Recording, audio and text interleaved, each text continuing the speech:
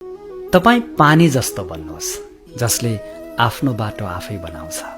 तपाई पत्थर जस्तो नबन्नुहोस् जसले अरूको बाटो बनिछेक्छ। जीवनको सबैभन्दा महँगो चीज तपाईको वर्तमान समय हो, जुन एकचोटि गुमाउनु भयो भने संसारको कुनै पनि सम्पत्तिले किन्न सकिँदैन।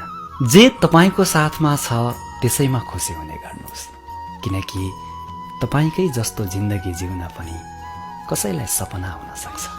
सरल स्वभाव भएको व्यक्तिलाई कमजोर सोच्ने कोसिस नगर्नुहोला, किनकि सरलता उसको संस्कार हो, कमजोरी होइन। मनमा शान्ति चाहनुहुन्छ भने अरूको काम र अरूको कमजोरीमा ध्यान दिन छोडिदिनुहोस्।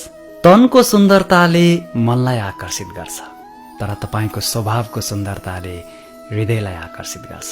त्यसैले सक्नुहुन्छ आफ्नो स्वभावलाई सुन्दर बनाउनुहोस्। कसैले तपाईलाई दुखी बनायो भने नराम्रो नमान्नुहोस्, किनकि मान्छे अक्सर त्यही रुखमा ढुङ्गा हान्छ जुन रुखमा सबभन्दा मिठो फल हुन्छ। ध्यानको अर्थ हो भित्रदेखि मुस्कुराउनु। सेवाको अर्थ हो त्यो मुस्कानलाई अरूको अनुहारसम्म पनि पुर्याउनु।